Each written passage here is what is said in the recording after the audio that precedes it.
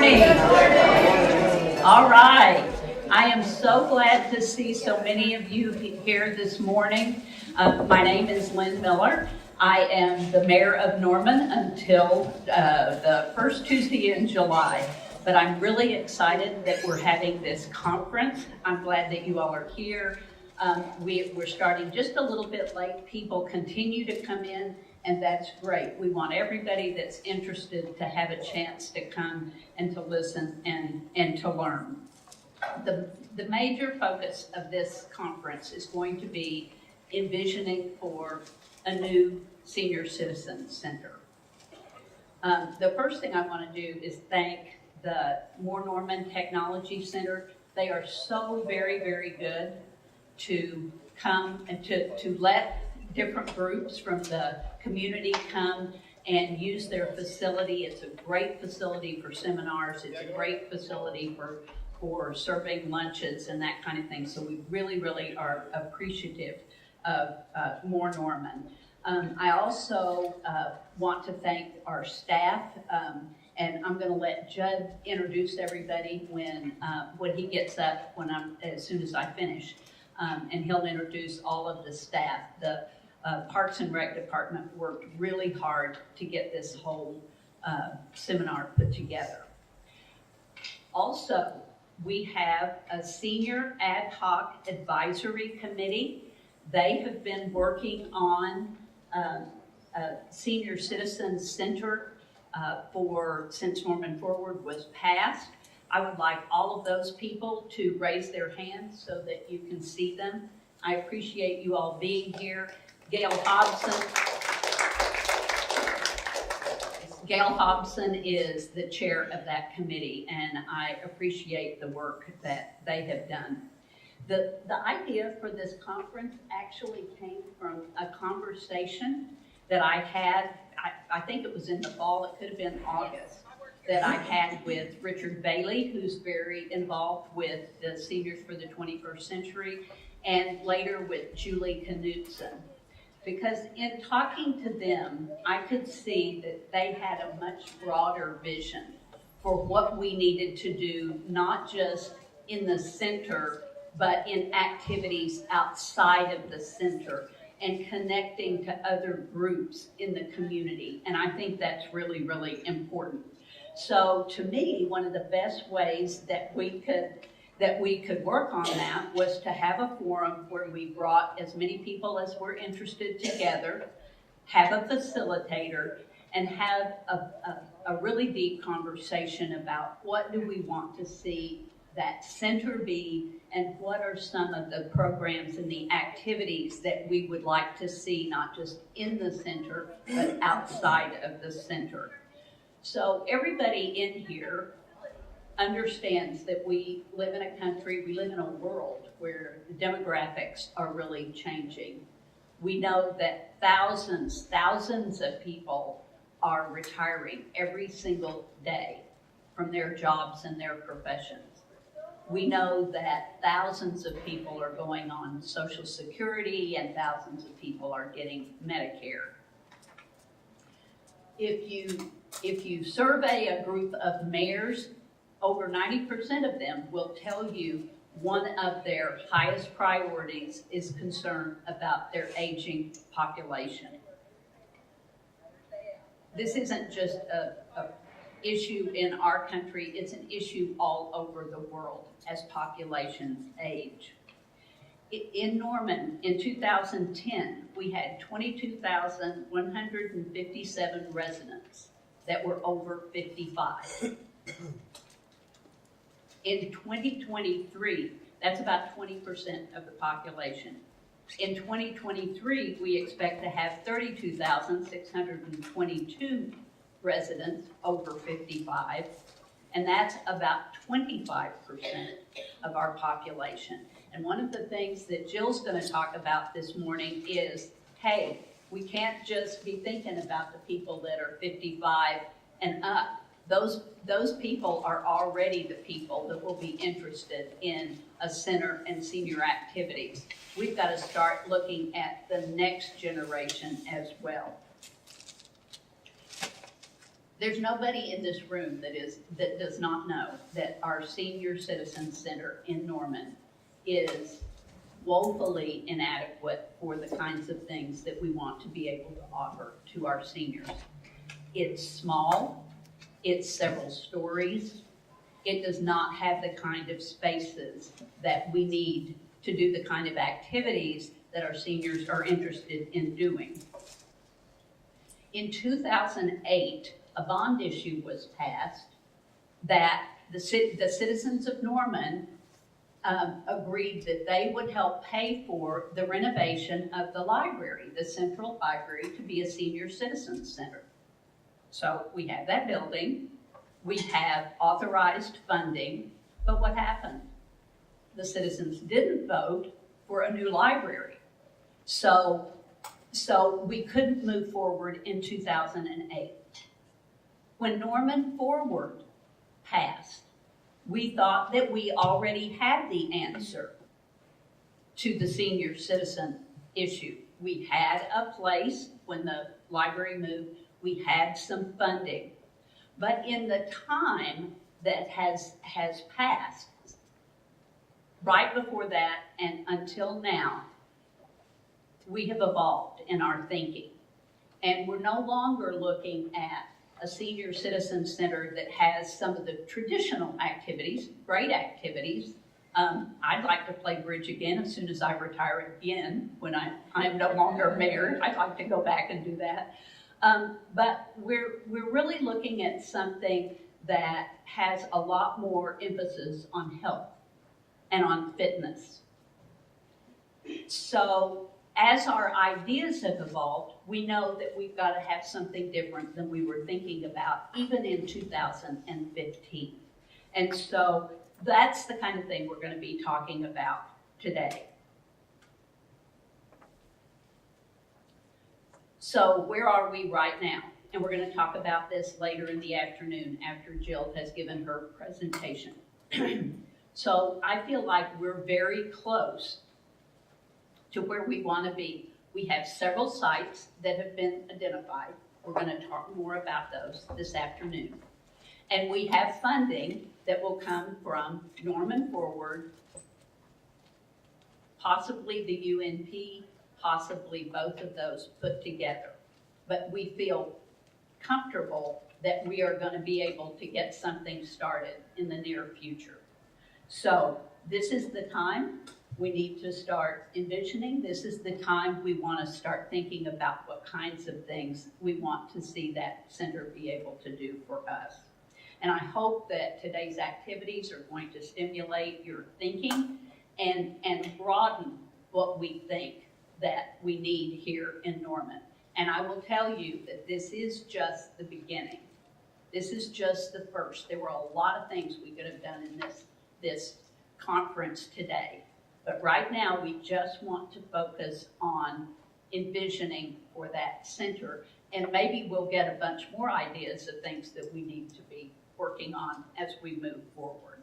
So at this time, I'm going to let Judd Foster, who is our Parks and Recreation Director, come up.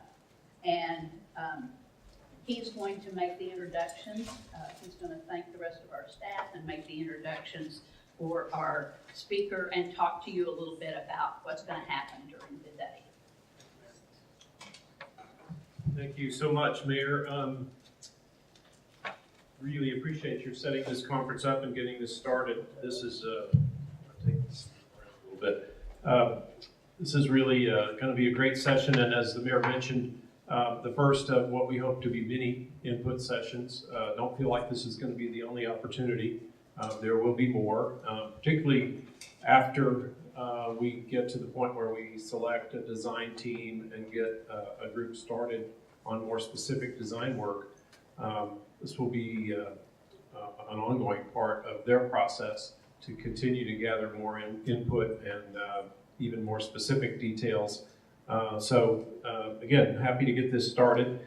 What I want to do is go through some of our, just some housekeeping ideas. Restrooms, if anybody needs them. Closest ones, I'm going to try to talk into this mic. Closest ones are down this hall to the left and there's both restrooms, men's and women's, down on that side. And then on the upper level, down that hall that goes towards the door B, I think, where some of you came in, down that direction is where the restrooms are found. And you may have noticed, well, probably not this one, there's some, I've set out 2 stacks of information that Jill brought. Bibliography information. There's a stack up by that door in that corner, and another one down here. You're welcome to take one of those. It's a front and back sheet with a number of articles and books and things listed. Jill may speak more about that in a minute, but I wanted to point that out. Also, hopefully everybody got registered when you came in. I see most people are wearing a name tag, a blue name tag. That's good. The registration information is important for us to gather some data, basic data right now about where people are from and that sort of thing. And then also, Dave Beck brought a map. It's over here on this table. And there's some markers there. And so maybe during the breaks or when you have a moment when we're either at lunch or during one of the breaks, you can go by there. And the idea that Dave suggested was take a marker and put a dot on the map approximately where you live. And just another way to get some ideas, information about where people are from. You should have received a flyer or information packet, looks like this. If you didn't, there are stacks of those around also. These have the schedule for the day and information about the speakers that you're going to be hearing, and also a place on the back for notes. So feel free to grab one of those if you didn't get one, and or we can bring one by to you. So with that, we've got several staff here. Jason Olson is in, I see, he can wave. Stephanie Bennett is there too, and let's see, well, Jack McMahon is a contracted service, ADA and accessibility and disability services. So we're looking forward to working with Jack over the next few years. But Jack is here. Bryce Holland is up in the back, and Bryce is running the video recorder. He's videoing this session, and we'll be able to play it back on the city's YouTube page later on. So with that, we have some microphones like I'm holding. There are 2 or 3 around the room. So when we get to a place where somebody has a comment or a question, someone may try to pause you and run a microphone up to you so we can get your voice on our recording. I think after the first break, we will draw from the registration card. So if you haven't filled out a registration card, you need to do that because the North Regional Hospital has given us 2 heart scans and 2 lung scans that we're going to draw and give away. We appreciate those contributions from them. Let's see, who else? Sandy Lassiter, I didn't finish my staff. Sandy Lassiter is out front doing the registration table. And Carla Sitton is out there with her too. So, and I think that's it. So with that, I'm going to move on to my main responsibility is introducing Jill Jackson-Ledford.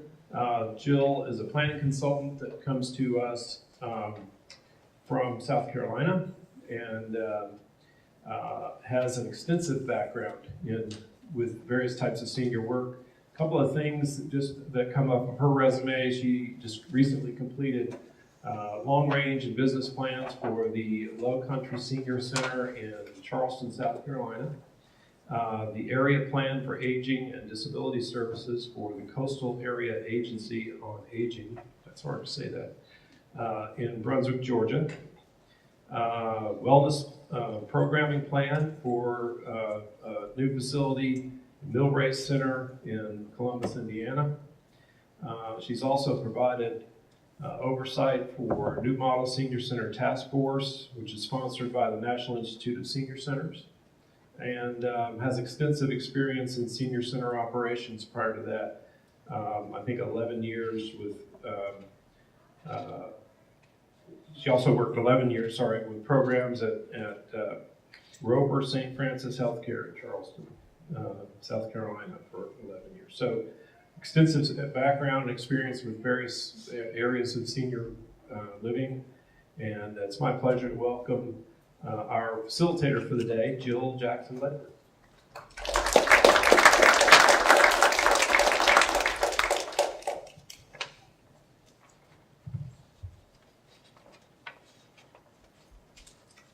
Let me see if I get this technology. Does that sound okay to everyone? Too loud? Okay, great. Well, I'm delighted to be here. I've never been to Norman, Oklahoma, so this is my first time. Didn't get to see much of it because I didn't get in until 10 o'clock last night due to all the Boeing groundings and things like that. But have been to Oklahoma City. I used to live in Arkansas, so that's your neighbor to the east. Was there for several years. So I'm delighted to be here. It's a beautiful day, and I'm glad to see so many folks come out and show their interest in a topic that's near and dear to my heart. I've been working around senior centers and senior services for about 30 years now. And I have to say, when I was in college, went to Eastern Kentucky University, got a degree in social work. We have to do placements in organizations, and they wanted me to do my placement my senior year in a nursing home. And I said, oh, no, I'm never going to work with old people. Absolutely not. And, we went back and forth, and they said, well, you need to have a variety of experience. I said, no, I'm only going to work with children. That's all I want to do. And so they moved me. I started working with children, and I did that for about 7 years and just happened into a job at a senior center as a director of an agency. And I've been there. I was sold, I was hooked, and I stayed in that career path for, I'm still in that career path sort of, but I'm not so much in an agency setting, but just goes to show you sometimes never know what it is you want. But so I was delighted to have stumbled into the senior service career, and I did, I just get excited, and I think the type of meeting we're having here today is one of my favorites because it's about brainstorming, it's about coming together and talking about ideas and dreaming, as high as you want to dream. So this is, it's not the start of this process for you all, but it's just a chance to share your enthusiasm and see what other groups around the nation are doing. So I'm delighted to be here with you because I love the topic. Judge shared some of my background. I'm also a peer reviewer for the National Senior Center Accreditation process. So that allows me, I also sit on the board. So that means I go around to senior centers who want to be accredited by the national standards and do the site visit and see if they're really doing what they say they're doing. So that gives me an opportunity to get out and see senior centers all across the nation. So it's a lot of hard work, but I also find it fun. I think I go to Georgia next to accredit two or three senior centers. So it gives me a chance to really see what people are doing across the nation. I come from Charleston, South Carolina. Do y'all know where Charleston is? Anyone been to Charleston? Oh, okay. More than I thought. Oh, good. Yeah, everyone's coming to Charleston these days. It's a beautiful city. Historic and usually good weather. We, back in the 90s, we had nutrition sites in Charleston, and but not really full-blown multi-purpose senior centers. And so we had a grant, the state had a grant for Charleston County to build a senior center, and this is where we really came together, sort of like you all are doing today, and said, we want to really think this through and make sure we can build one that's going to be relevant to generations to come. And that was in the late 90s, I guess. That center is 16 years old now. But it was really a great chance to sort of rethink and re-envision what a senior center was going to do for our community and serve in our community. And so I'll tell a little bit about that story because it was a 5-year process of bringing people together and building consensus and on everything from programs to design to site and all those kinds of challenges. So I'll share a little bit of that journey. The first, 40 minutes or so, we're going to talk about the new models. I served on the National Institute of Senior Centers Delegate Council, and I was the oversight officer for the New Models Task Force. And this group was looking at, as we came into the 21st century, where we're looking at new models that have been successful, transitioning from what we call the traditional model of a senior center into serving a particular generation into one that was a little bit more relevant to the community. So I'm going to share not all of that report because it is fairly long, but some highlights from that report so you can see and think about what model might work here. So we'll let me make sure I've got this on here. And I've got my phone here. I'm not checking my text, I promise. I just want to make sure I stay on time here and don't make y'all miss lunch. Okay, let me see if I can get this to work. Okay, so this is, am I in y'all's way standing here? I'm not quite sure the best place to stand. Maybe I should stand over here. So this is what we hope to do today, provide an overview of senior center models so you can see the pros and cons of each and figure out what might work best here. The other key piece is to understand the generations that a senior center might serve. And I know that sounds sort of basic, but when I started out as a director of a senior center back in the 80s, when I was 12 years old, I thought, oh, well, everyone over, we started at 60. Everyone over 60 is all the same, and they want to do the same thing. But what we've really learned, or what I've learned, is that it's not true. And now that I'm over 50 myself, I can tell you it's really not true. So you want to talk about that and just make sure that you have plans for the various generations because they're different. And we're going to talk about some of the emerging trends. I've been in this business since the late 80s, and I'm seeing, it's interesting how I see the changes in senior centers through the decades. And then we're going to have a chance to hear from you all about what you think, about what you dream of, or what you think is going to be good for this community. So I'm going to go through these slides, and I just ask that you may have questions. When I finish, I'm going to have a question and answer session. So jot down your questions. I want to make sure we get through this information in a timely manner. And if something comes up that that's sort of off topic, or that maybe we need to come back to this afternoon, I have a parking lot here. And we'll park that question here until we can maybe until we maybe get to that topic, just so that we don't go all over the place and we can have sort of a focused discussion. And feel free to take care of yourself. If you need to get up and go to the restroom, please do that. Or, I think I saw water out there too, so feel free to do that. Okay, where am I supposed to be pointing it? Oh, there, okay.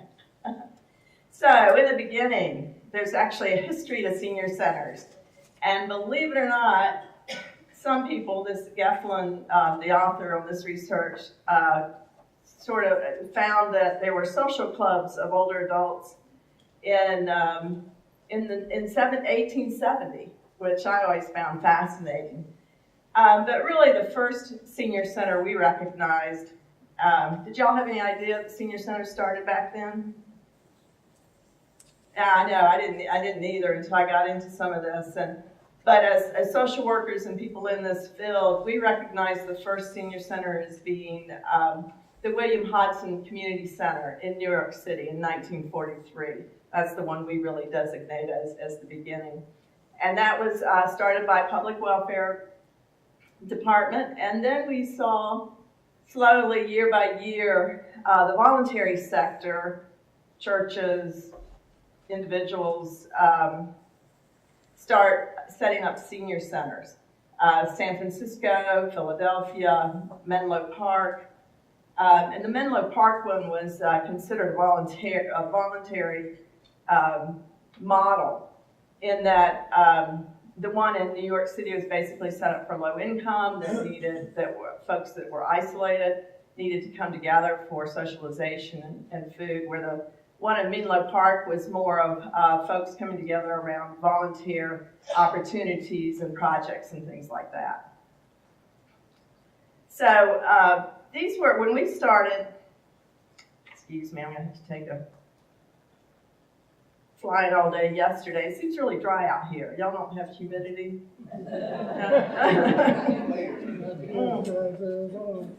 Yeah, we have humidity at 90% all year long, so when I get into different climates, it's like I feel like I'm really dried out. But when we started the senior center, and I don't know if I can leave that top off. I hope I don't make a mess up here. Sorry.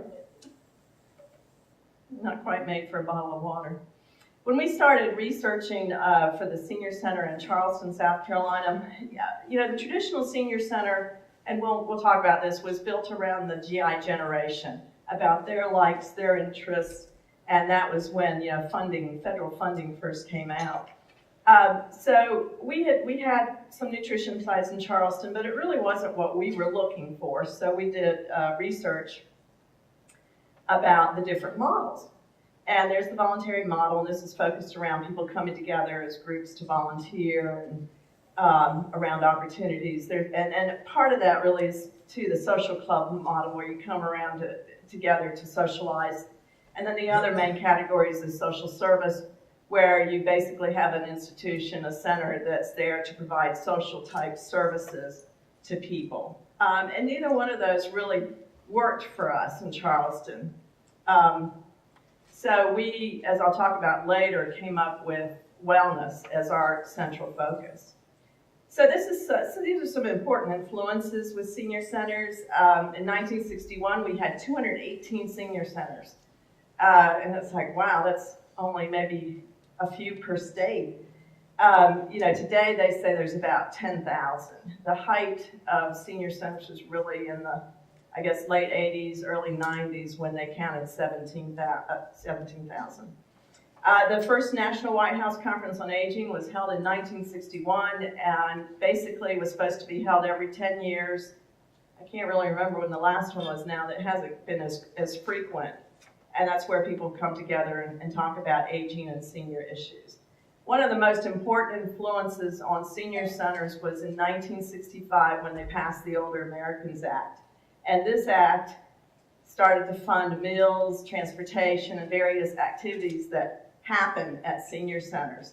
Along with that, the same year, they funded the Public Works and Development Act, and that provided funding to build and renovate senior centers. So you can see this was sort of the foundation of really building and funding a lot of senior centers, and we saw major growth in the 70s and 80s.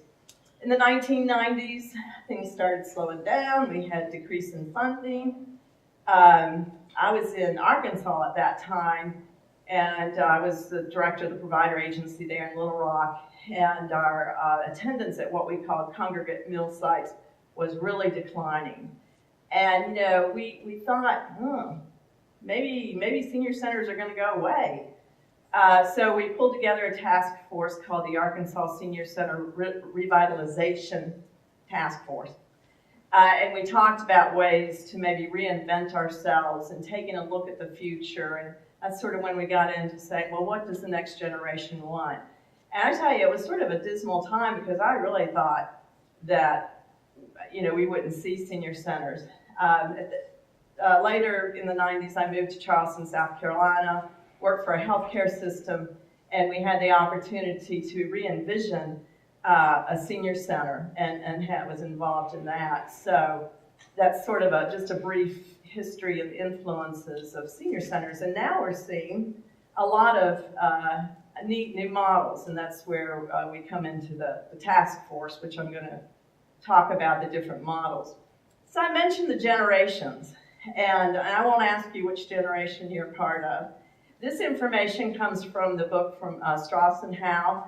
And as Judd mentioned, I brought a bibliography. There's copies down here, and everything that I'm talking about today pretty much came from one of these sources. And the Howe and Strauss book called Generations, The History of America's Future, to me is a fascinating book because I like things like that.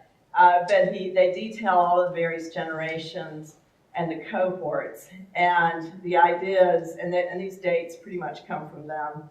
And there's some wiggle room on either end of these dates. You'll see different dates from time to time.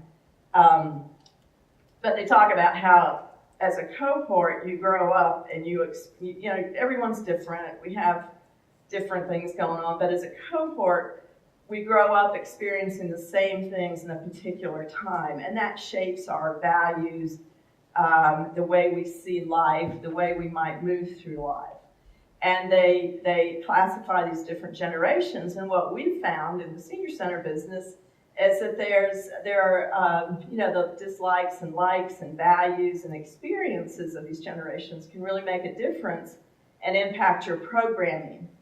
So, you know, we take into account these generations, especially when we're thinking about programming. What type of programming, how much we might charge or might not charge for programming, and things like that. So we have the GI generation. My dad was a part of the GI generation, and he would have been 100 years old this year if he had lived. He lived to be 90. And these are the folks that, well, then we have the silent generation, which is probably the generation we see the most of in our senior centers today. And then coming up right behind them, the baby boomers. And some groups will split the baby boomers in younger baby boomers and older baby boomers, because there are some differences. That's quite a long range there. The largest group of baby boomers were born in 1957. And from 1957 on, you have decreasing numbers of baby boomers. And then Generation X. I did this presentation, I think last year, and someone said, why have you got Generation X on there? I was like, well, some of us serve people that are 50 and above, and Generation X is now 50 and above. So we need to be thinking, you know, in terms of Generation X. I know, I feel like, oh. Oh, sorry, thank you. I get to talk in here, and there we go. And so you can see the different dates. And again, some of these dates, you'll see different sources, but these are the dates pretty much that Howe and Strauss go with. I can't multitask here. So as I said, we want to understand the frame of reference for these generations as we plan our programming and design of the senior center. We want to think about values, interests, and attitudes, work styles. Some folks are still working. And then we need to understand how to communicate to the different generations, and I'll give some examples there. So the GI generation, they lived through the Great Depression, and I'll have to say that most of these folks are, like the senior center that I go to, I do exercise in the fitness room with a gentleman who's 94, so he's a part of this GI generation, but we're sort of at the tail end of that generation and attending senior centers, and they tend to be, moving on to needing more support. So they're America's first Boy and Girl Scouts, the first 4-H'ers, and of course 50 years later they were America's first senior citizens, and the Older Americans Act of 1965 was designed around this generation. They're the heroes of World War II, they're the first joiners, they're very civic-minded, and Rotary, Civitan, Exchange Club, all these, Rotary's still pretty big in our area. But we've really seen a decline in a lot of these community associations, at least in our community. And one reason is we have all the social media groups, but also this was led by the GI generation, who are slowly not able to be quite as involved. And some of the famous GIers, Walt Disney, Bob Hope, Billy Graham, all these names, George Bush, Ronald Reagan, familiar with all those names. So when we were planning around this group in the senior center, we needed to remember they were financially conservative. And I'll say this generation expected things to not cost as much. Their taxes paid for things. They were civic minded. They were voters. They were real involved. And this was the generation that was in the senior center when I first started in the 80s. And they just believed in customer service. And these are some general statements. It doesn't mean that everyone felt this way, but as a cohort, they were avid readers. So when you did marketing materials, you could send them a 2-page letter and they'd read every word of it. Whereas if you send a baby boomer a 2-page letter, they're going to read the first sentence of every paragraph and think about it later. So, in our newsletters and things, we could really use a lot of written materials in marketing and communicating. And now, as I mentioned, their concerns are trouble with transportation, driving, needing in-home services, things like that. The potlucks and clubs, they were really big in that.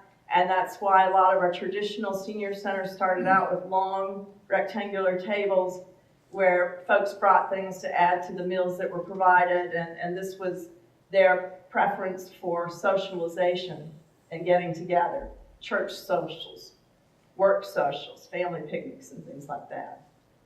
The next generation, the silent generation.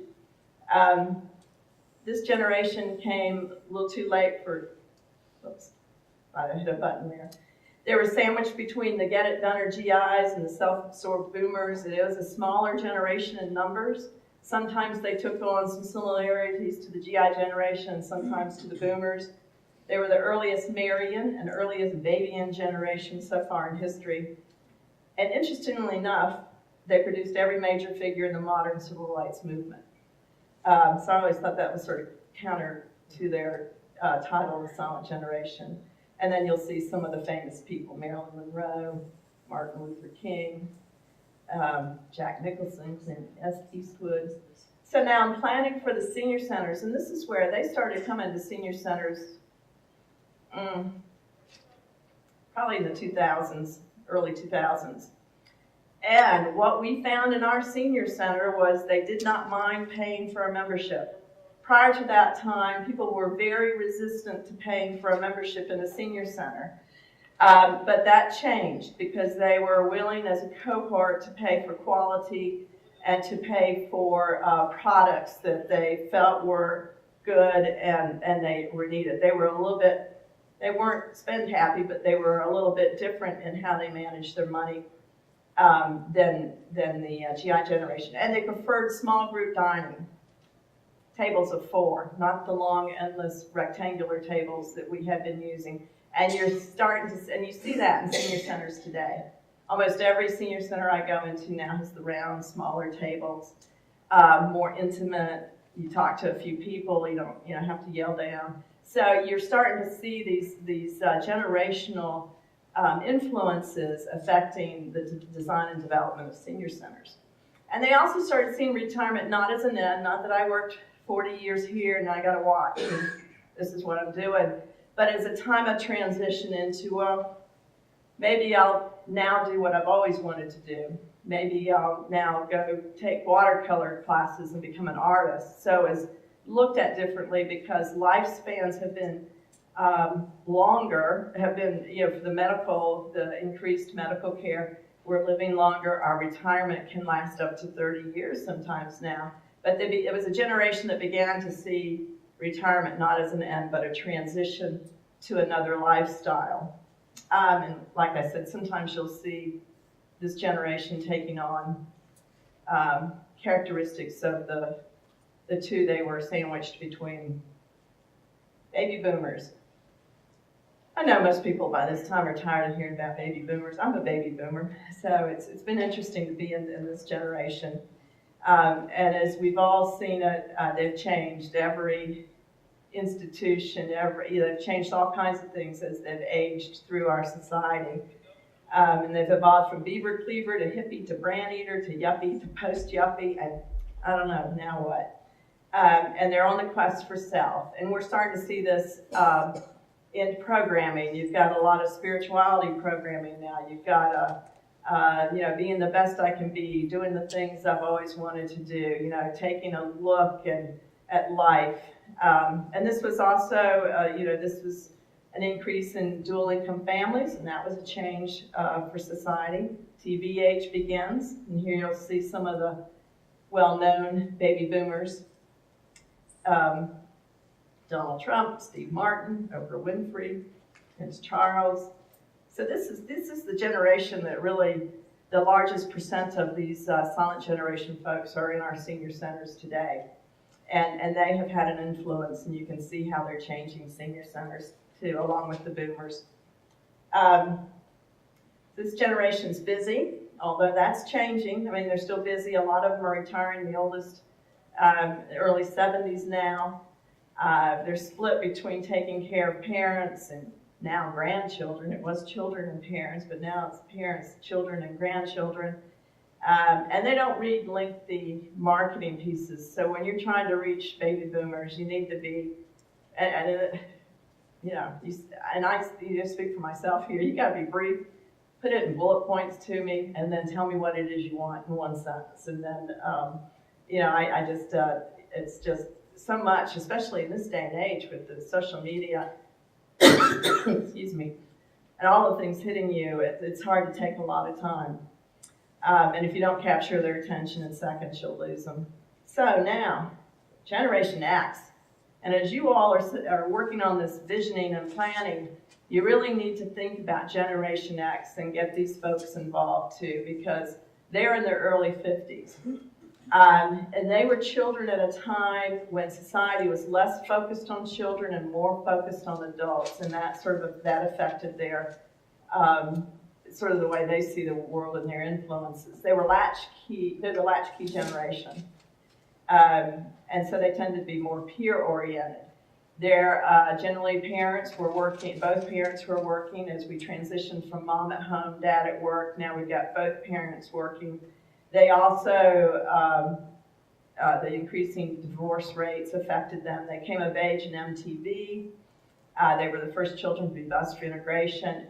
And one thing that in looking at this all again, a new fact that I found is that during 9/11, Generation X were the firefighters and the police responding to this, to the attacks, which I thought was really interesting, and think about how that time in history can affect you. And of course, and then they had the reputation, at one time Generation Xers were sort of looked at as slackers, and there was some of this going on. But now that you look back, you realize that they have a real reputation for entrepreneurship, and they also were big in founding some of the technology that we have today, the startups, the small businesses. And they've also been a generation that has really strived for a balance between work and family, a work-home balance. So that also, when you're thinking about work styles and businesses, that's also something you see more of. I mean, I never saw that really much when I first started out in my career, but as I progressed in the years of my career, I saw more and more people coming to the workplace really demanding to be able to have a balance between work and home. So those are some things about that generation that you really need to take into consideration. They're a little bit more tech savvy than baby boomers, so they're probably going to be looking at senior centers that really use technology for various things, so that's something to keep into. And some of the famous ones, Julia Roberts, Tiger Woods, Peyton Manning, for any fans there, Dave Matthews, Nikki Haley. I had to put her up there because she's from South Carolina. Okay, so that's just a little background, a little history, a little thought on the generations you're going to be serving in the senior center that you're building. And now we're going to go through some information on the various models that we've sort of categorized, and after that we'll just take a quick break. So this is the Lawrenceville Senior Center, and this is in Georgia. It's about 10 years old now, but at the time it was sort of a new concept for a county government to create design a center like this, which is open longer hours. You know, traditionally, the traditional senior centers were open from like 8:30 to 2 or 8:30 to 4 or 8:30 to 5 with morning billiards, quilting, crafts, maybe a lecture, lunch, and then the band, shopping, things like that in the afternoon. So this was one of the, at the time, progressive senior centers that was open all day, evening hours, with just a long, you know, a schedule of a lot of activities going on throughout the day. So a lot of this information I mentioned, I've got the bibliography here. Louisiana State Office did a great report. I think it was 2009. It's been a while. I was a part of that, and it was taking a look at the community after Katrina had an opportunity to rebuild the senior centers. They brought a bunch of folks together and had a visioning session. So this is the report that's from that. It's real interesting, helpful. And then the New Models Task Force that was set up by the National Institute of Senior Centers ran for about 2 years, and after we did a PowerPoint and a report, and then Dr. Manoj Pardesani, who's a part of our group, and Peter Thompson, who is a director of the Charlottesville Senior Center, wrote this article to really encompass and do a detailed journal article on the task force studies. So their article is very good. And then New York City has done a lot of work on visioning new senior centers. So the purpose of the new models was to, as I mentioned, you know, in the late 90s, I thought that senior centers might just disappear. But we started to see a change and a new energy in early 2000s coming in. And that's why we wanted to really take a look at what communities were doing across America to sort of transition their senior centers. So some of the criteria we looked at, we were looking for innovation, significant presence in the community. We wanted to look at models that were replicable so that as this report went out, other communities could maybe replicate them. We wanted to look at communities that are projects that were measurable. Did they have impact? Were they measuring the impact that their senior center participation had on the community and their members? And so we weren't looking for the best senior centers. We were looking for models so that we could sort of classify and come up with a classification system. So we did a survey, interviews with thought leaders. We talked to state agency folks. We just interviewed a lot of different people. We sent out a survey a couple of times and then did interviews and case studies. And we wanted to be inclusive of as many senior centers as we could to come up and sort of define the most models that we could come up with. So then this was to sort of capture the shifting concepts of senior centers from the 80s and 90s, or 70s, 80s, 90s to how things were transitioning into 2000. We wanted to help communities envision, you know, what senior centers might look like or might need to look like. Then we wanted to disseminate as wide as possible everything we learned. And this was sponsored through the National Institute of Senior Centers. And I will say that the material is a little bit dated because we did this in the late 2000s. I think the article was published in 2009. We're trying to find money now actually to revisit this and see if we could better classify models and see what new centers have opened up and what the emerging trends are. So this is one classification. They came up with 6 or 7 classifications. This one is the community center. And Fort Collins is a case study or an example of the community center model. And basically it serves all ages. This one in particular has 30 to 60 events per day, 1,000 visits per day, and that's of all ages. It's open more extended hours generally than just a senior center is. This one is in Colorado, and I visited a few in Colorado, and I did find that their model pretty much was a community center in most of the, I guess in all of the cities that I visited. And this works for this community. And one reason to share this information with you is you can figure out what might work here. this concept didn't work in Charleston. So each community has a different way of approaching this and responding and figuring out what kind of model works for them. So this is in Fort Collins. They have partners like medical facilities, schools. It was a public process that created this one. This is another example of a community center. This is in Albuquerque, New Mexico. This is a 37,000-foot facility. They serve, children through seniors. It was a major effort, educational effort, to get everyone to buy into it. It was funded by, excuse me, by city funding and federal funding.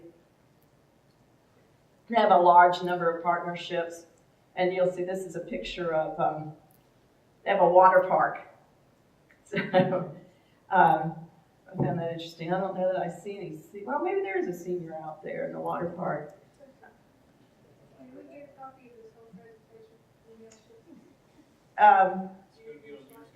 That'd be a question for Judd. I'm fine with this one. Yeah, it'll be recorded. It's a lot of information. Sometimes you have to sort of mull over it. So the next classification was wellness centers. And I had a little bit of a problem with Manoj and Peter on this because this is the model we chose in Charleston, actually before this was done. When I was talking earlier about the voluntary model and the service model were the two classifications from the 60s, 70s. That didn't work for us in Charleston, so we went out and looked at, well, what kind of framework can we build this senior center programming around? And I was working for the health system at the time, and we were actually hired to manage and operate the senior center for the city.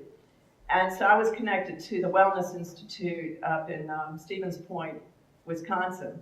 And they have a framework of the 6 dimensions of wellness. Has anyone heard of the 6 dimensions of wellness?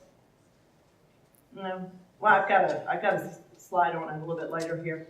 And we decided that's going to fit us because we're about wellness and health, but not just physical wellness.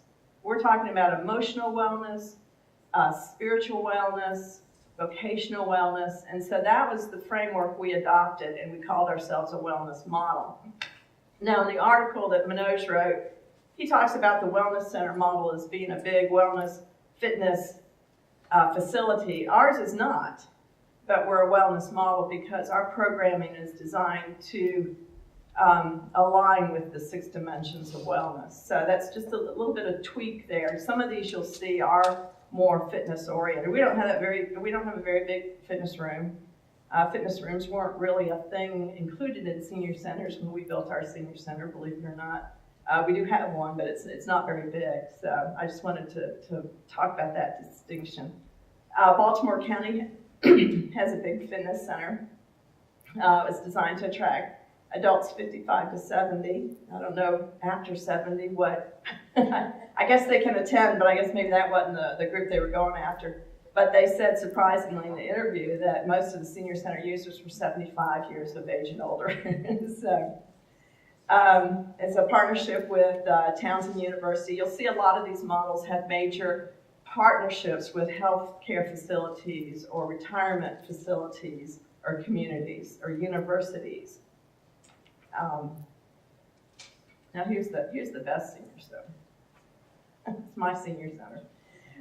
This is the Love Country Senior Center, and we spent 5 years planning and designing, and I worked with a group of seniors themselves.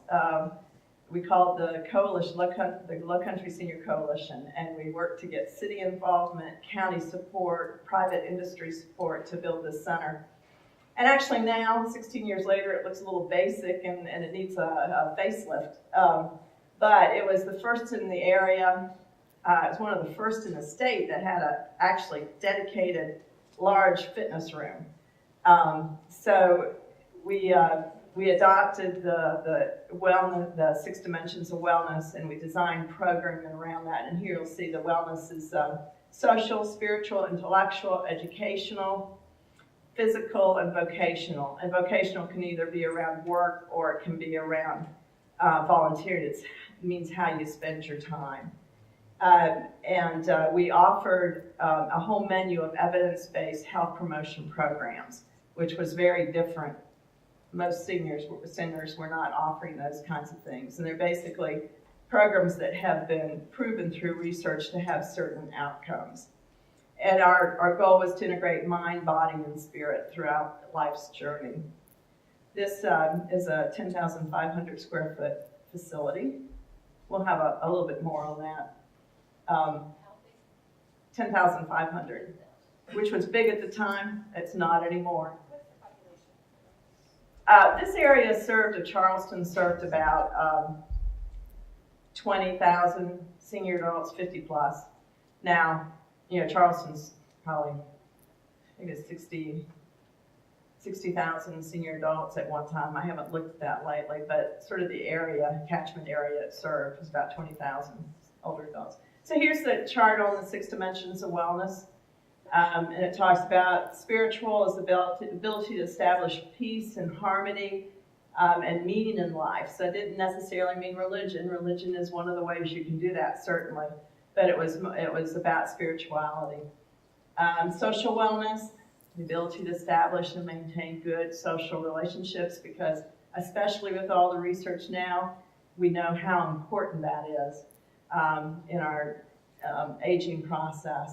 Emotional wellness, to understand ourselves and to be able to cope emotionally with all of the challenges there are as we age, the chronic conditions, grief, just different things like that. Intellectual wellness, financial, occupational wellness, that used to be called, they've changed it, it used to be called vocational wellness, and that's about good, healthy financial well-being, how you spend your time.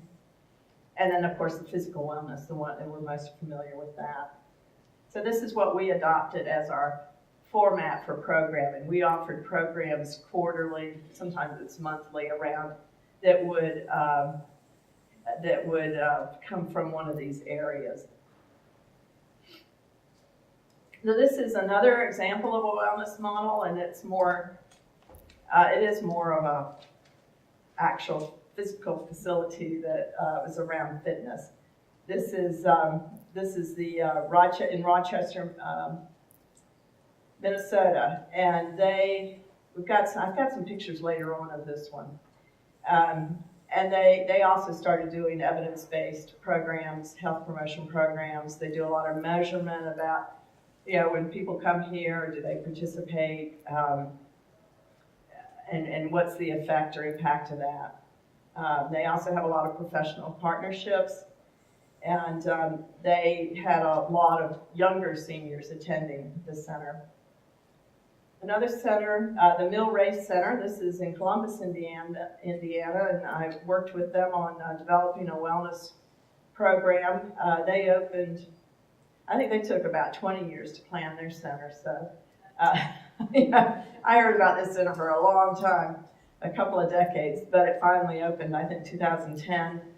And they are a nonprofit entity, but they entered into a partnership with the healthcare system to manage their fitness center. And they have a beautiful fitness center. I've got the floor plan. I think that's in the next. But they have a fitness center with all the treadmills and all these, looking out over this beautiful park and lake. It's like, oh, yeah, I'd like to come walk here on this treadmill. They also have a co-located day services, adult daycare, which I found interesting because I wasn't sure that could work, but they make it work beautifully.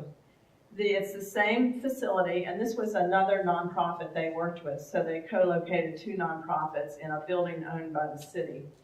And they're separate. They do have access between the 2, but the programs are run separately, but they come together whenever they want to. But it's been very successful, especially with spouses where one might need the day facility services and the other one wants to come work out in the gym or do knitting or take in a lecture. It works out really nice. So I'm sold on that concept now.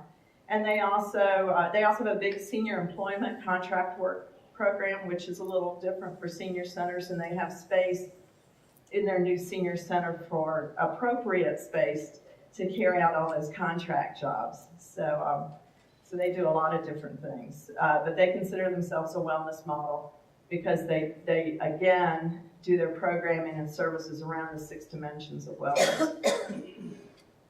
The next model is a lifelong learning arts model. Now, and I will say, all these centers do lots of different things, but these themes, these models are more like themes.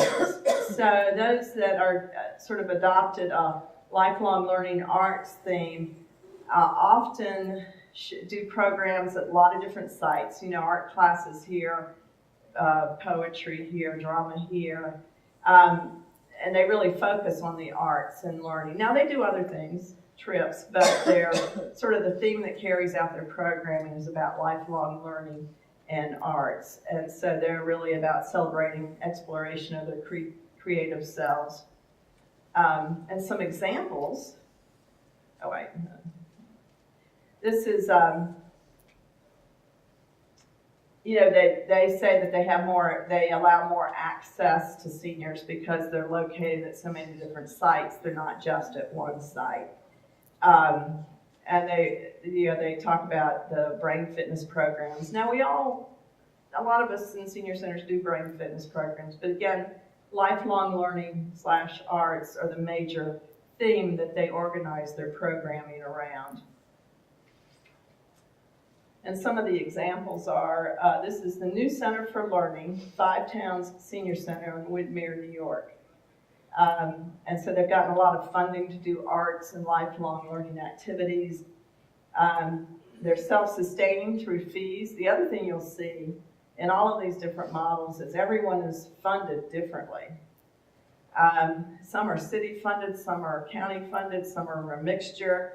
The Low Country Senior Center is basically funded by memberships and grants with just a small bit of city money. I think we got $20,000 a year from the city. So we basically had to develop revenue streams to support the services and programs that we did. So you'll see that there's just a lot of different ways to develop revenue to operate senior centers. In one senior center, I think it was in Wisconsin, the school system actually ran, which I thought was interesting. But anyway, the New Center for Learning, they really do a lot of arts, a lot of lifelong learning programs, and they do a lot of programs throughout the town and area, not just at their center.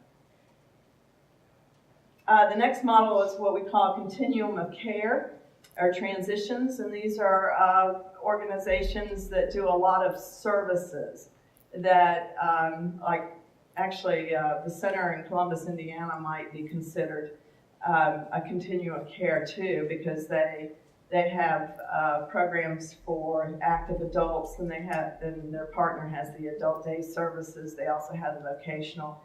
But these are senior centers that really organize themselves around being able to provide programs, classes, but also services, home-delivered meals, in-home care. The agency I was with in Little Rock, Arkansas, we did 11 different services for older adults, from daycare to in-home services, respite, transportation, case management, congregate meals, socialization, telephone reassurance. So we were considered a continuum of care. We helped people with transitions through the different stages. They also have, more comprehensive collaborations with mental health, the area agencies on aging, etc. So another example of the continuum care, this one is in Hot Springs, Arkansas, and I've actually visited this center. It was a new center in the 90s, so now I haven't been there for a while, so it'd be interesting to go back and see what they've done to sort of transition and keep up. They were a part of a healthcare system, and they actually put a clinic in the senior center. And there are a few senior centers that have clinics. There's also a senior center in Tennessee that has a nurse program that's in on certain days. So this is, their real emphasis, again, is on a continuum of active seniors to seniors who might need more help, etc., making that transition. Another example of the continuum of care is the Abonitas Village in Palo Alto, California. I've been to their center. They're modeled on the Beacon Hill Village. Are y'all familiar with the Beacon Hill Village concept? No? That's a whole nother day. It's basically where, like Beacon Hill Village, organized into their own nonprofit to help their neighbors in their community. So it wasn't a center, and I guess they have an office, but they basically sort of broker services for people who are members, and like all the neighbors joined, and if you needed help changing a light bulb, that you could call up the village, and they would make arrangements for it. It's also a membership organization, but it is a concept that's really growing as people want to age in their own neighborhood. They don't want to move to a continuum care. You know, they're looking at this village concept, and there's a national conference on that's put on for the village programs. So you can Google it and find out more about it. But this senior center actually, what they have adopted as sort of their theme around how they organize and operate is to be a continuum of care. So they have a center, but they also do in-home services. They have a village program. It's sort of the concierge type service where you call when you get the help you need. They have daily check-ins, medical transportation, a lot of the service type things. They do programs, classes, but they also do a lot of services to help people transition through life. The next model is the next chapter. If any of y'all are familiar with Mark Friedman and his work, he's written a couple of books. He was a naysayer for senior centers because he thought we just sat there and rocked all day. So he started exploring these concepts of how we needed to be civically involved as we age and as we grow, as seniors. And so they have they have a foundation called Civic Ventures, and it's basically about, he's written a couple of books, and they're real interesting, but it's really about organizing seniors to solve problems in communities. So some senior centers have taken this on as their main thing. And we've got a couple of examples of those. Newark Senior Center in Newark, Delaware. Seniors come together and they're used as project consultants for nonprofits. If you're a nonprofit, you got an issue, you can call up the senior center and say, we'd like to have one of the project consultants, someone that's appropriate. They do a lot of work around NCOA's Wisdom Works self-directed volunteer teams. That's another trend that's really starting to take off. As opposed to a staff-directed volunteer team, you have groups of seniors themselves that organize and themselves without professional staff and handle issues or problems in the community. They also have a great volunteer database to connect senior volunteers with other community nonprofits. It's a really interesting concept. Now they have classes and lectures and things like that too, but this is a major component of their programming. We got two more models. This is the cafe, Mathers More Than a Cafe, Chicago, Illinois. Mathers is a private foundation, and they started these cafes. I actually went to visit two of them several years ago because we were thinking about trying to set one up in Charleston. We couldn't make the business plan work. They've got to be supplemented, really, and their Mathers Foundation did that. But they're set up storefronts. It's a real retail approach. Cafe is the main thing that brings people in. And it's food, and you pay for it, or if you're income eligible, you can get some tickets or something like that. They've got it set up. They offer a few programs, one or two a day, but their main thing is the cafe, and they're smaller and neighborhood based. I think they had 3 of them at the time I went. Really nice, real professionally done. I wish I had more pictures of them because this doesn't really quite convey, but this is one of the cafes. They've won a lot of awards. They do serve all ages. Anyone can come in and have a meal. They basically try to address needs of lower and working middle class folks. warm, inviting environment, but the programs are geared for 55 plus. It's consumer driven, and they do, it's a cafe, so they have a license and things like that for food service. Here's some of their marketing. I pulled off their website. Enjoy live music every Thursday, Friday night. There's a menu. That's a breakfast menu, I think. French toast, omelets, making me hungry here. But like Mondays, they do water painting. Tuesdays, they do an exercise class. So they're light on the classes, and it's really about bringing people together around food. Like I said, I thought it was a neat concept, especially for the right neighborhoods. We could never make it work. Our health system said, well, if you do this, it's got to support itself. We're not supplementing it. And we never could quite make it work. But I think it's for the right area, right community, I think it's a great idea. This model is called Centers of Excellence. I'd say this is probably one of the lesser defined models that we categorized. Basically, these centers do a lot around, they're all accredited. They look at certifications, accreditations, wherever they, whatever really aligns with what they're doing. They have fairly well-developed continuous improvement processes. Some of us all have a little bit of that, but these centers do more of it. And one example is Fergus Falls, Minnesota. Make sure I get the state right there. They have their certificate of excellence in nonprofit leadership and management. They have the NISC accreditation. I actually did their accreditation. That was my first accreditation visit. Excuse me, what does the accreditation acronym stand for? The NISC, National Institute of Senior Centers accreditation. It's the national standards for senior centers. Sorry about that. I get used to using all these letters and things. They also won the Minnesota Nonprofit Excellence Award. The staff are certified senior advisors, and there's a group that certifies people in this category. And so on. You can sort of see.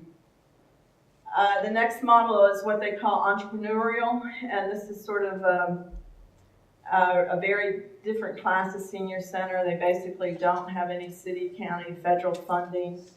And because of that, they sometimes have very creative structures. And actually, the Low Country Senior Center could somewhat be considered as an entrepreneurial because we call it a partnership model. The health system, through a competitive bid, won the bid to manage the senior center, and they manage it for the city of Charleston. So when you see entrepreneurial, it's sort of a different, new creative ways to make things happen that may not be traditional. And again, generating earned income as opposed to the city or county. We were really focused on marketing because we needed to get people in the door to take classes and things like that. One example is the Senior Center in Charlottesville, Virginia. Senior Center Inc. No government funding. 50% of their is through philanthropy, so they have a big fundraising push and staffing, earned income, and they really focus on their position, their reputation in the community as well as marketing. And then the Lou Walker Senior Center in Georgia. Again, this is actually a county-run, operated center, but they did a lot of things that were different for a county operation. Very contemporary design. They did a different, sort of a different process, and it had real, involvement from the community. Okay, with that, do we have any questions on this section before we move on? Any burning questions? Yes. How many YMCA's have you seen working with senior centers? I've seen a few. Sometimes joint programming, that's mostly what I've seen. I was trying to think of some examples. Mostly joint programming where they might come together and operate some of the evidence-based health promotion programs together because they can be sort of expensive to do. I'm sure there's some more. What I've found mostly is in communities there's Like in Charleston, the Ys have never really been, they've been more children-oriented. They're not residents. Yeah, so we really didn't have a chance to partner. In other areas, I was trying to think of, I know I've seen around the health promotion evidence-based programs, a lot of collaboration, co-location, co-staffing, maybe some co-grant writing together. So it's mostly what I've seen so far. Yes? What are the advantages of having the accreditation as a senior? What are the advantages of having an accreditation from the national standards? Well, for us, and I can tell you about my experience, we're part of a hospital system, so, you know, they were into all kinds of accreditations, so that was important. But I thought mostly it was important to show the community that we believed in quality services and that we met, this senior center you're coming to meets the national standards. And in our grants, you know, I think that really helped us getting grants too, for folks to know we were actually the first accredited senior center in South Carolina. So it helped us get more funding in. I think people took us more seriously because it does professionalize. It's the message to the community that we cared about quality and wanted, you know, to be a quality facility. Let's see, I do an accreditation training and I have this handout that's 50 reasons why you should accredit, but I can't think of all 50 reasons now. But you know, who wants to go to an unaccredited hospital? And why? It's the message it sends. You know, you meet standards. So that's, I guess, probably the biggest. Yes? When you were mentioning adult daycare centers, it made me wonder, are there facilities that are partners with children daycare centers? Or something where there's programs that involve both Right. extremes of age? There are a lot. I went to accredited a senior center in San Antonio, Texas, and they had a big child daycare program. Repeat the Oh, I'm question. sorry. It wasn't on. I knew what I was asking. I heard you. Adult daycare centers, and I was curious if there's many partners of children daycare centers or programs with kids and the other extremes. And there are. I was saying I had visited in San Antonio when I accredited their senior center. They had a large adult day program, seniors, children, not necessarily together. They might come together for activities, but they did. You see it more in community type centers. I was in Amarillo working with that community, and they had a program run through the Methodist Church, and they did a lot of children's programs and also senior programs. So you do see that from time to time. Yeah. Yes. I have two questions. First one was, why did the community center model in Colorado, that worked in Colorado but failed in Charleston? Do you know why it failed? They have lots of money in Colorado. Oh, okay. Yeah, I think it's the community mindset, and that's how you get out there and educate about it. Just The next question was, in the last slide, I think it said something about corridors of life, and it was in Yes. quotes. What is that? let me see, let me get my notes.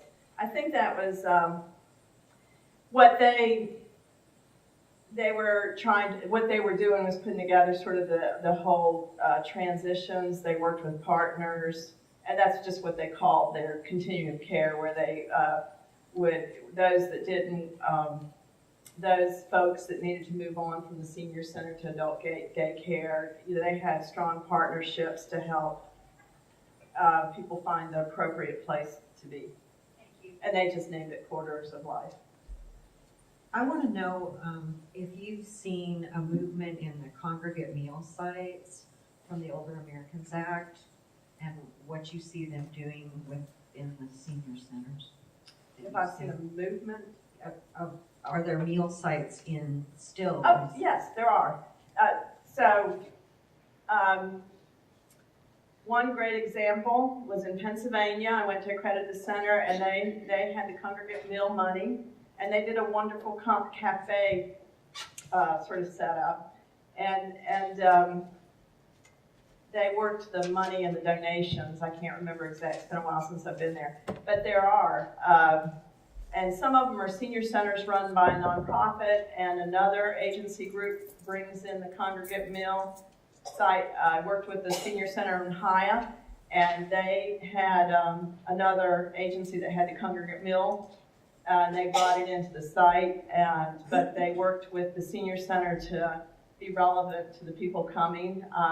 Choices, some places have worked where you can have choice. You know, when I did it, you had a menu, and by gosh, you'd better follow it or the state office would get you. You know, so, and it was high in calories, and yeah, I just never liked the chili mac they made, but now you'll see meals are starting to lighten up. They've sort of redone the 1/3 of the RDA kind of thing, so there are some inventive ways to do the meal program in, and I do see senior centers, and some centers have the meal program themselves, so it's sort of a mixture out there now. Oh, sorry. Right here. We started out in 2008 looking for a senior citizen center, Mm-hmm. now 11 years. What's our timeline now? I don't know if I can answer that. Depends on how, you know. That's real. You Yeah. know, I'm 84. I don't know if I'll ever see one. Yeah. You know, I can't really answer that for you. I can say we spent 5 years on the Low Country Senior Center, spent 15 years on the Waring Senior Center that just opened up 2 weeks ago. I've got pictures of it to show you. I think this is a great start, not a start, this is a great way to try to really work to bring folks together and to build some consensus. So I don't know if you have anything to add to that. I can't really answer that for you. Although, you know, I can just say, I've seen like Columbus, Indiana took 20 years, so it just sort of depends on lots of different factors. My turn? Right. I think the mayor's gonna. You want me to try to answer the gentleman up there? Where we are right now is we have sites identified, since we're not going to use the library, since that decision has been made, we have at least 2 sites that would work very well for the center, and we have funding that we have identified that will either be from Norman Forward or from the UNP or a combination of that money. And our hope is that we are going to start with a design team, would you say within the next 6 months? As soon as the final decision's made on the site, the design, now it will take a couple of years to build the center, but that's what we've been working on all this time. And that's the reason we're having this meeting right now, is so we can start addressing the more detailed, getting the more detailed information we need from the community as we move forward. Okay, we got time for a couple more questions. Let me just, you want me to do, okay, got a couple of questions. What do you intend to do about mentally challenged seniors? Well, again, that would really be up to whoever's running the senior center in the community. I've certainly seen lots of different programs involving all different levels. You know, it really comes down to making sure that this population is included in the programming for the center. I know that you know, we served this community too.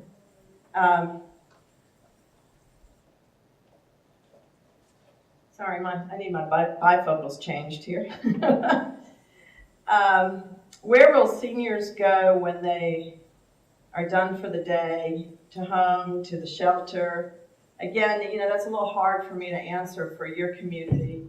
Everyone sort of has a different answer for that. And the center, I will say, the center can serve a lot of needs. It can't serve all needs. So as you develop the programming, and not just the programming for the center, but the programming for seniors in general, these are the kinds of things that need to be brought to the attention of the staff and the community planning these. Okay. Okay, just one step back, just a little bit. like partnerships Okay. and styles of services, partnerships in that area. For obvious reasons, do you have any examples of major universities in towns that have Oh, yeah. partnerships with the Yes. senior centers? There's just different levels of partnerships. I know Columbus, Indiana, they partner with, it's called Ivy Tech. I can't remember what it stands for, but they do a lot. They come in and do a lot of the programming in the center, especially the lectures and things on history, culture, and things like that. So that's one level of partnership. I've seen University, Charleston, we had the College of Charleston retirement, creative retirement program, and they came and offered programs in the senior center. I was trying to think if there's any that actually run senior centers, but there are a lot of senior centers that have strong connections and partnerships with universities. So I see that a lot. Oh, certainly, yeah. I always had interns, MSWs. We worked with the Medical University of South Carolina and their therapists, their students would come in and do a series of 6 lectures. Just all kinds of things. Yeah, it's a great resource for senior centers. Yes. Yes, I'm wondering if you would speak to the where you get the funding, maybe at your own hometown.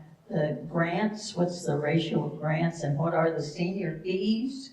And are there county or city funding kicked in? What's Okay. Funding. How are they funded?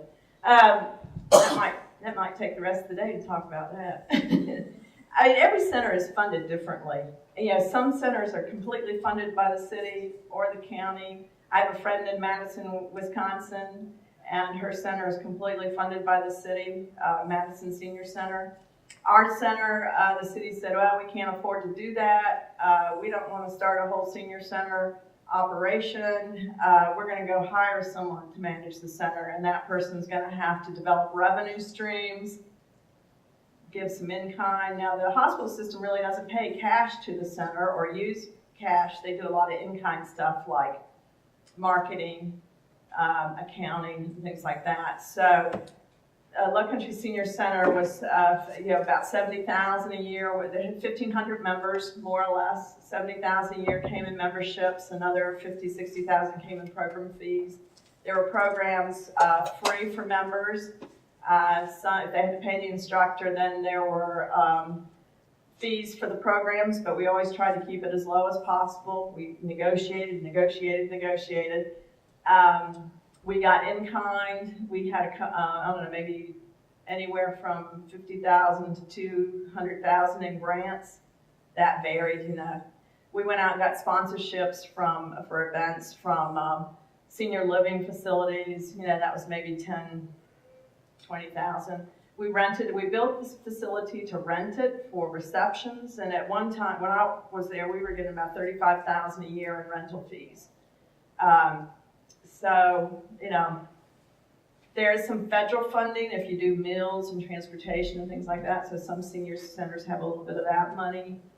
The one in Virginia, Peters Center, Charlottesville, they have a fundraising staff that does mailings, that does events, that works with people to get donations or rooms named after people, things like that. So, it's sort of a hard question to answer because everyone has sort of a different way of how they fund.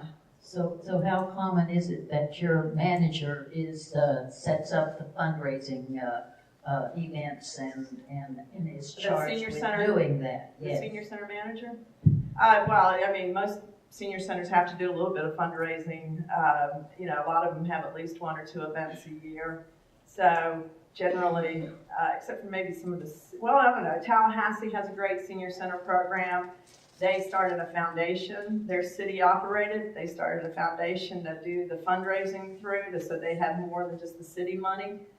So I think anyone that's a senior center director might have to expect a little bit of fundraising. I've not seen one that hasn't. And what is the range of fees that the seniors or participants pay? Oh, again, that, varies from senior center.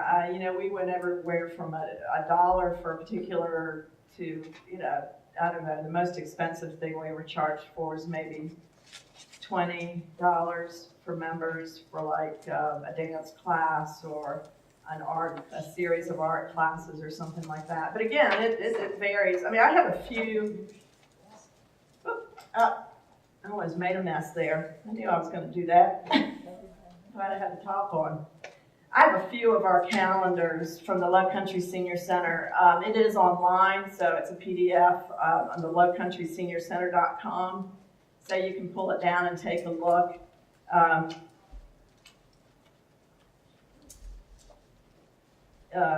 was just going to look quickly. $10, $5, and then they have member fees and non-member fees. So no, I had the top one. So it's good to know that we got napkins here. Thank you. So I've got a few of these, or you can go online. I used to bring lots of them, but with luggage these days, you can't do that so much.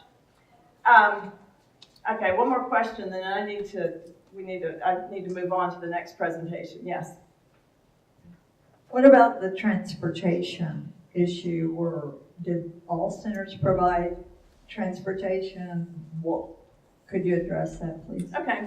Again, it depends on the center. We did not provide transportation at the Low Country Senior Center because that was not our business. We turned to our partners who did transportation, and we made sure the center was built on a bus route. And we have a voluntary nonprofit where they have volunteer drivers. So we knew that we could not be specialists in transportation, but there were a lot of other people that provided it. Now, some centers do provide transportation. Generally, that when I worked in Arkansas, we had, 20 buses and vans and did routes all over. But they were fixed routes, not as convenient as Uber or Lyft or taxis. But I think, again, it just varies by location. It depends on what you've got here in Norman as far as transportation. But we did, as a senior center, work with the transportation organizations to make sure they knew us and we could, collaborate on getting people there.